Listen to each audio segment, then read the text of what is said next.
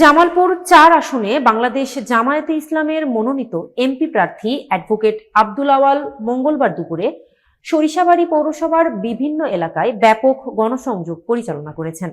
তিনি পৌরসভা কেন্দ্র থেকে শুরু করে রেল স্টেশন পর্যন্ত দোকানপাট, বাজার ও সাধারণ মানুষের সঙ্গে কুশল বিনিময় করেন এবং আসন্ন জাতীয় সংসদ নির্বাচনে দলীয় প্রতীকে ভোট ও দোয়া প্রার্থনা করেন। সরিষাবাড়ী প্রতিনিধি মোহাম্মদ মিনহাজ উদ্দিন জানান, গণসংযোগকালে তিনি বলেন, জনগণের বিশ্বাস, ভালোবাসা ও সহযোগিতাই আমার আসল শক্তি। আমি জনগণের সেবক হিসেবে কাজ করতে চাই। এই অঞ্চলের উন্নয়ন, শিক্ষার প্রসার, বেকারত্ব দূরীকরণ ও একটি ন্যায়ভিত্তিক সমাজ গঠনে আমার অঙ্গীকার অবিচল। তিনি আরো বলেন, সরিষাবাড়ির মানুষ দীর্ঘদিন ধরে অবহেলিত। আমি নির্বাচিত হলে এই এলাকার উন্নয়নই হবে আমার প্রথম অগ্রাধিকার। এ সময় উপজেলা ও পৌর জামায়াতের আমির, শুরা সদস্য, বিভিন্ন ওয়ার্ডের দায়িত্বশীল নেতা, সহযোগী সংগঠনের কর্মী ও স্থানীয় সমর্থকরা তার সঙ্গে ছিলেন।